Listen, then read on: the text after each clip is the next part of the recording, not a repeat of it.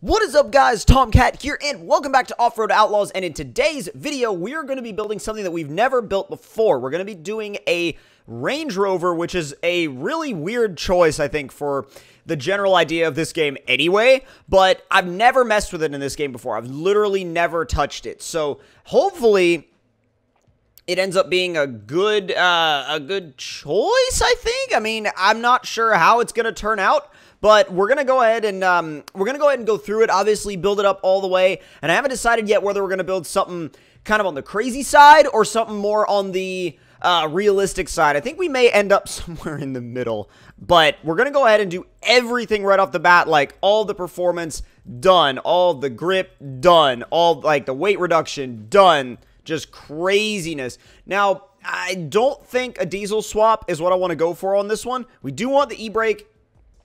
And we could do tracks, but I don't know if tracks quite fit the idea that I have for this vehicle quite yet. So we've got all the performance fully built. Customization-wise, I want to see what we have for the body. I mean, we probably have your standard assortment of bumpers. We could do kind of like, it's just like a pipe bumper that's got the rest of the bumper cut away. I kind of want to do that because it looks pretty rugged.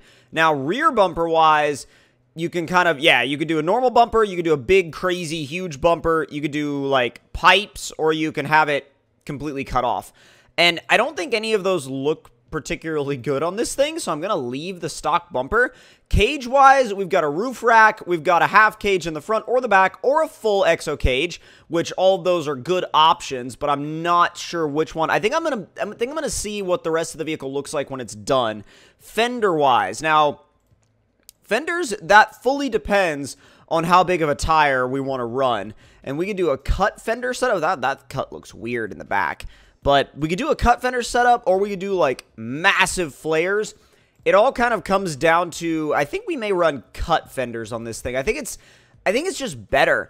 Running board-wise, that one just kind of floats there. That just looks weird. Let's see. Roof lighting. Spotlights, light bar, police lights. I mean, none of those really spoke to me. It needs the snorkel, though. It needs the snorkel because that's like, if you ever see a built Range Rover or Land Rover out in the wilderness, it's usually 9 times out of 10 they have a snorkel. Spare wheel, back door, I think works well for this. I mean, it suits the character of it, I think. Exhaust pipe. Now, this would be, I think, if we were going to do the diesel swap, which we're not going to, at least not yet. Windshield protection, not really necessary. Protection plates, not really necessary. Jack. We'll put the high lift on the roof. Nothing wrong with that. Winch going on the front. And let's see. Is there anything else? We can do a front light, which is just a light bar. I mean, that doesn't look bad. I mean, there's a lot of these where it puts it, like, right in the middle of the grill, and it looks really weird. That one doesn't look bad. It sits above the grill, kind of between the grill and the hood. Although, I feel like if you actually put it there, it'd be kind of weird to pop your hood because you wouldn't be able to get to the hood latch easily. But, I mean, I'm not really concerned about that. So, let's see what else. We can put a repair pack in the back, which you need when you're overlanding because that's what most people do when they build a Land Rover is they go kind of overlanding. It's not really as much of a like a rock crawler or trail riding type build. But let's see. Suspension, we got solid axle, I-beam independent, solid axle pro, trophy. I mean, I don't know. I think a solid axle pro would make the most sense, but at the same time, a trophy, like a trophy truck suspension Land Rover would be kind of crazy. But I don't know. I keep thinking that the solid axle pro is going to be the one to have. So now it's time to set up the rest of the rig. So we're going to go ahead and tune the suspension first, upgrade everything all the way in the rear as well. And axis width, I'm thinking this would be better as more of like a realistic build.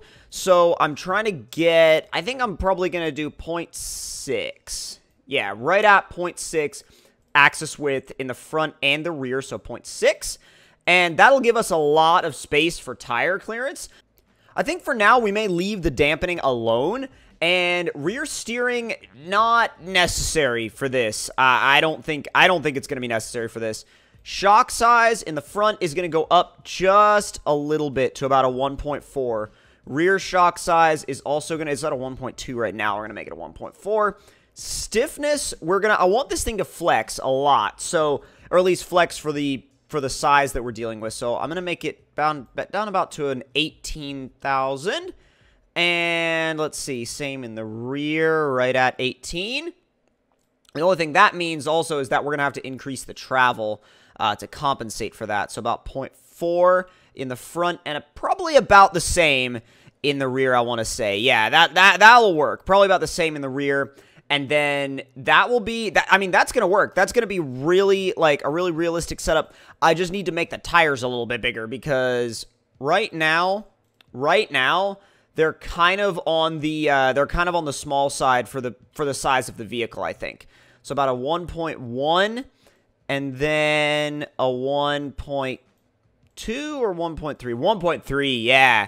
So rear, so we'll do a 1.1 and a 1.3, and that works. That just works. I mean, that size just looks right, and I think that size looks wonderful on this thing. I think it fits it perfectly.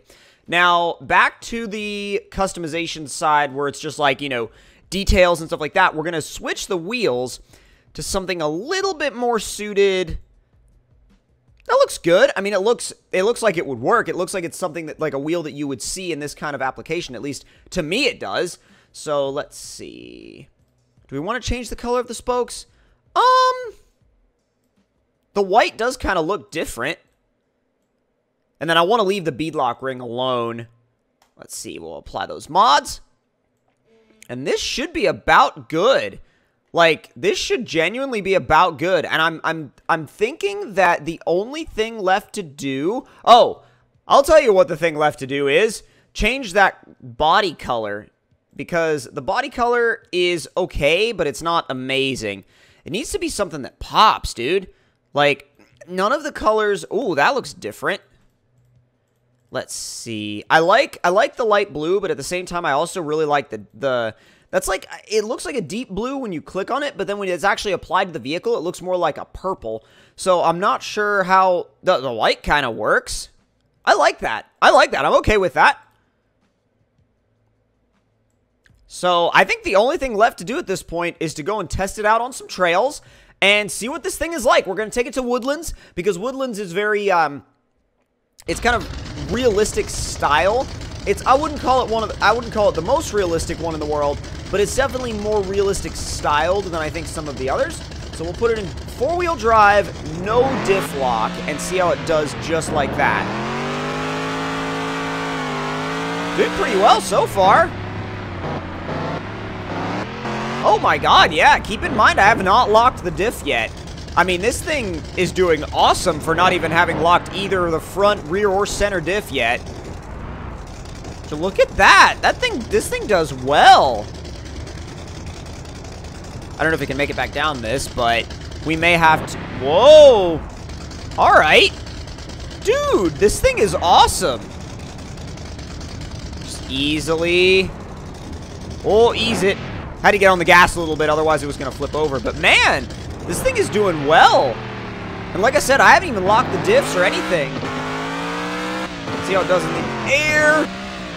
I didn't want to try to force it into a backflip because I didn't feel like it would want to do it. I wanted to keep it a little bit more composed than that. God, we're just going to have to find a spot that's usable. And I think when I say usable, I mean usable in the sense that, like, it's going to be, well, God, it's just going to bounce off that bumper. The tires are not big enough. And I'm sure there's another line somewhere. We just have to find it. In fact, that line may have been right here under our nose the whole time.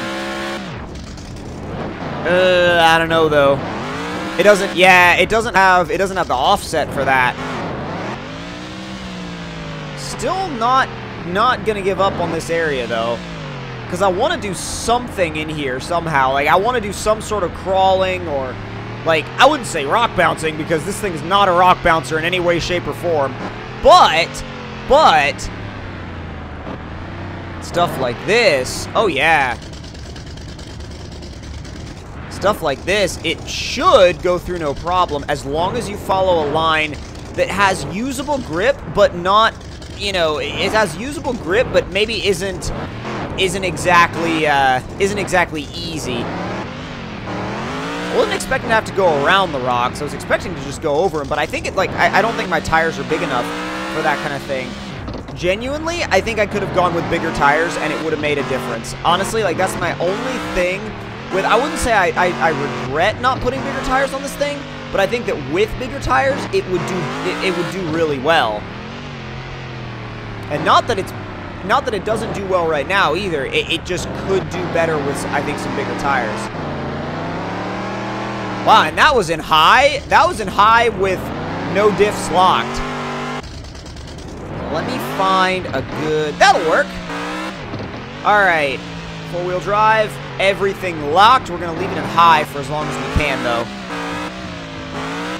Look at this thing go.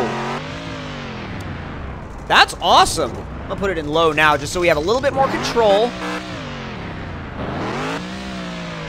Dude, look at this thing. She's a beast, man. The suspension having that much travel is kind of hilarious to watch, too. It just skims right up these rocks, man. It just goes. No ifs, ands, or buts about it. Wow. Like, and the line that it just took is a line that some of the other vehicles that I've brought here that have been, like, you know, built rigs, that's a line that they've had trouble with. And this thing is, like, the tires are not massively huge. The lift is not massively high. And it's not, like, some super over-the-top crazy build. I mean, the performance is maxed out. But in terms of, like, suspension setup, it's pretty basic. The big test will be seeing if it can go up this way. Which, that might be, whoa, that might be more of a test than I expected. So we may be wise to go over here.